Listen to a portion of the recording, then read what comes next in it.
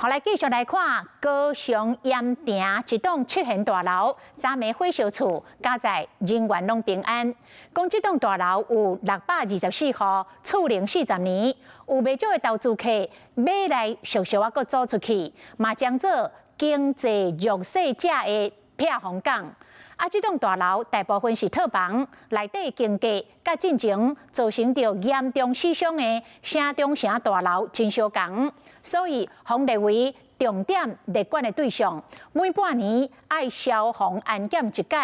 啊，看这个进前的记录，为2015年到今，总共防罚款36届，金额是高达96万2000块。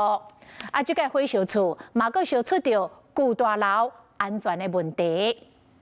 大楼发生着火灾，家当讲到火所在7楼有封锁线，现场暗蒙蒙。前个警员刚来当靠密集的日头光表示，火调警员也伫现场调查。那个怎么，那个火焰就涌进来了。紧张啊，心情下啦，正着水火拢无解了。想起着火灾发生的当时，内地住户又怨心惊惊。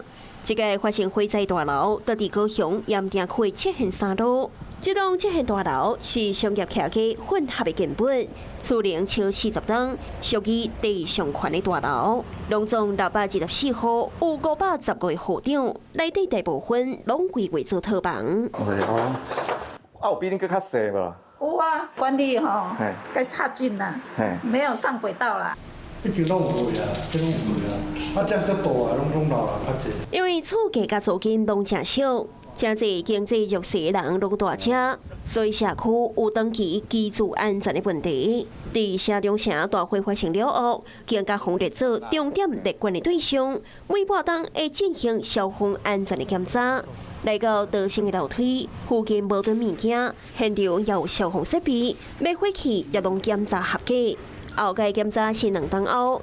是讲，根据消防局的资料显示，对2015年到今，拢总对大楼寄发36单，罚96万2000块。相信这个复查是顶个月19号，虽然大部分无问题，严格也是防列出缺失甲过奖，后续卖依法开单。都没有过啊，一直要缴钱，一直要缴钱啊。他袂惊，城中城咧上海遐大，他袂惊。加在这个以外，无人调伫内底，严格这场火灾，嘛互这个旧大楼的安全性，搁在引起着讨论。